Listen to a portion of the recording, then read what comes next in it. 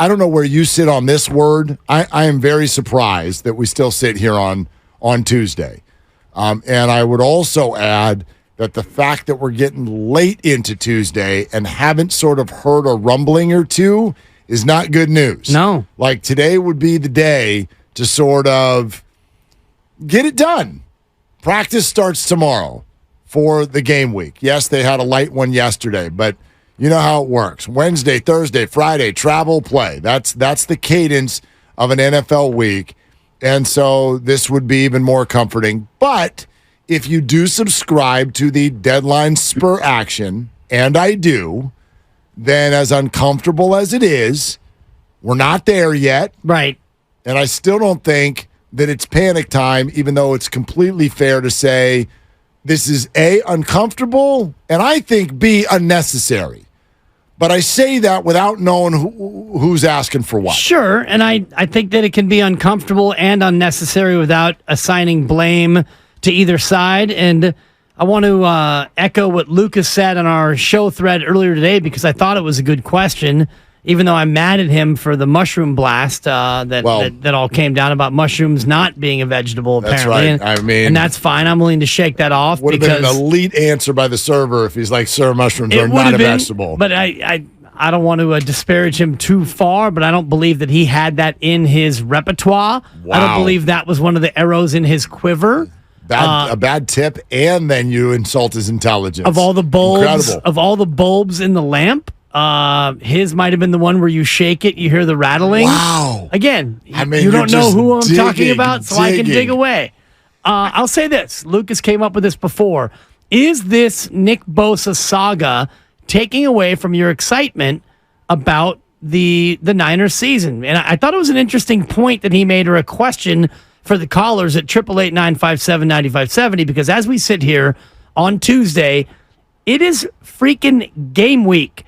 Week 1 is Sunday at Pittsburgh. Fantasy football starts Thursday. We should all be beyond giddy with excitement. But unless you drafted Travis Kelce, but go ahead. That's fine. Hopefully you have multiple tight ends. I think I got 4 or 5 of them. I might start 3 tight ends. Did you draft Travis Kelce? No, but I got tight ends up the wazoo, including George Kittle, who may or may not play. I may be calling you. I do not have tight ends up the wazoo. Well, I've got issues of my own. I got some receiver issues. I got Jerry Judy. Oh, he's gonna be fine. Just got same thing with Kelce. Just gotta wait. Yeah, I'm not into waiting. Kelsey's probably gonna miss Thursday. I'm playing the defending champ in week 1, Genital Herberts. I need to win. That doesn't matter. I need to come out hot. Yeah, defending champ. That was last year. Is the Nick Bosa saga taking away from your excitement about the start of the year? Yes. I mean, I think so. Now, did the Trey Lance saga also take away from the excitement of the season? Because normally, Mark, the way this goes is camp opens and we're all excited and we all go crazy for the rookies that we want to love, and we all have our camp crushes, and then we preseason games, whatever, cut down day happens, and then all right, crack the knuckles, let's go. It's the season. But here we are talking about an unsigned DPOY Nick Bosa. It definitely takes away from it. Well, it takes away from it for me because you can draw a direct line between Nick Bosa and wins. You cannot do that with Trey Lance. You asked if that conversation took away from the excitement of the season. Not at all. I understood why we were having it. I was fully willing to accept the criticism that many would say, why are you all spending so much time having conversations about QB2 and QB3?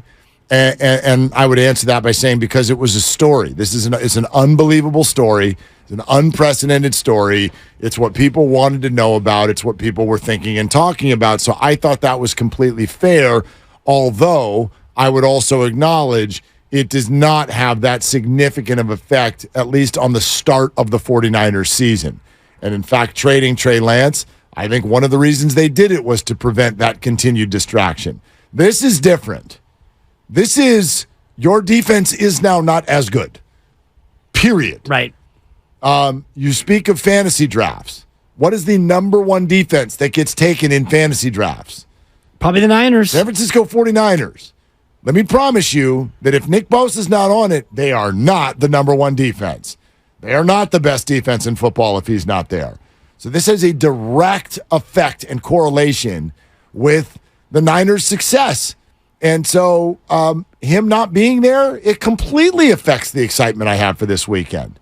And there's no chance that if George Pickens gets open down the sideline and Pickett has all kinds of time and he nails him stride for stride and it's 7-0, 6 minutes into the game on Sunday morning, of course everybody's going to have the same thought.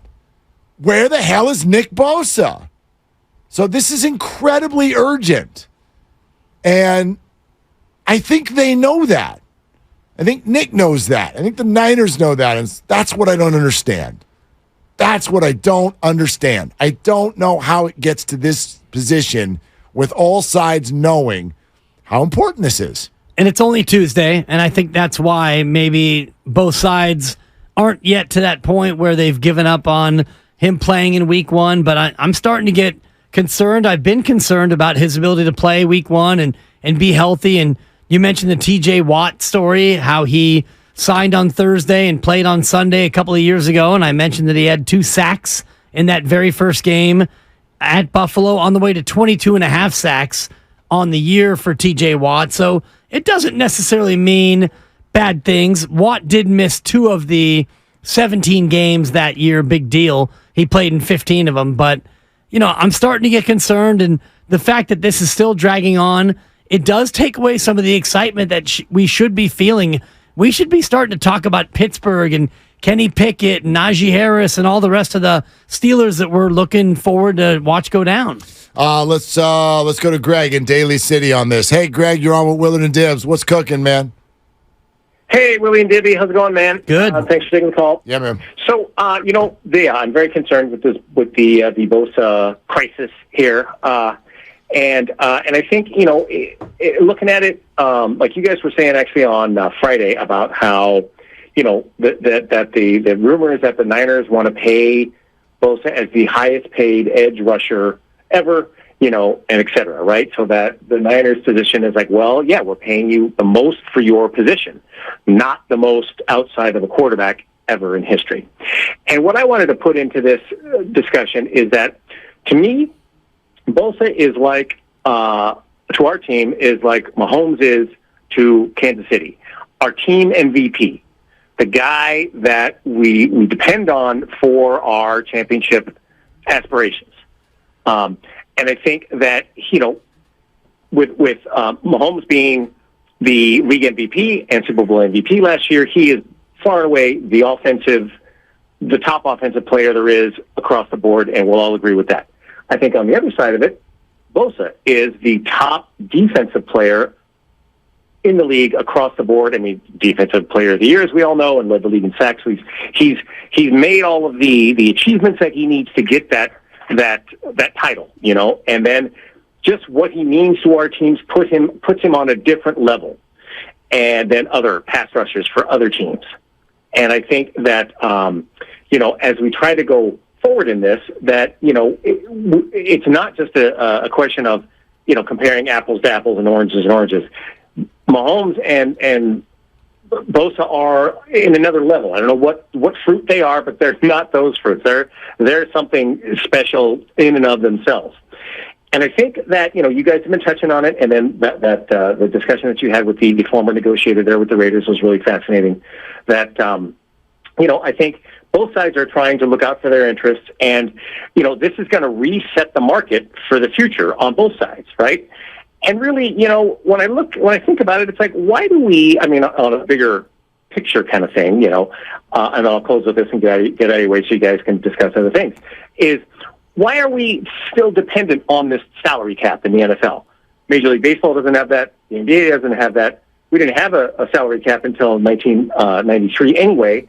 And it's like, this is a capitalist country, right? Why aren't we letting the market? Well, but Greg, you know the answer to that question because the owners like it this way. They want parity. They want parity, and they would like to not have to do things like the Dodgers and the Mets and the Yankees try to do in baseball to try to win, especially when it doesn't work. Or the A's and the Royals and the Rays on the other direction. Yeah. You bring up Patrick Mahomes and you go, well, he's clearly the most skilled offensive player in the league. This would be a really point in the 49ers direction, I believe, based if you were looking at it like Greg. Okay, Mahomes, clearly the best offensive player in the league, right? Is he the top paid quarterback in the league?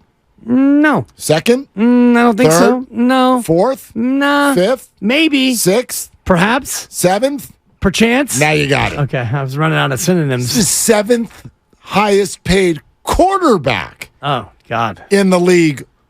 Darn near a fifth of the whole league has a quarterback getting paid more than Patrick Mahomes. That's criminal. So it's not about who's the best. It's about whose turn it is. It's Nick's turn. The 49ers feel like they are offering him something fair. Nick thinks he's offering something back that's fair. I don't understand why the meet in the middle, with the middle being about 32. I don't understand how that hasn't happened yet, but I also don't understand the intricacies of the whole thing. Right. So, and it comes down to intricacies when you're dealing with the salary cap, as Amy Trask was telling us about 45 minutes ago.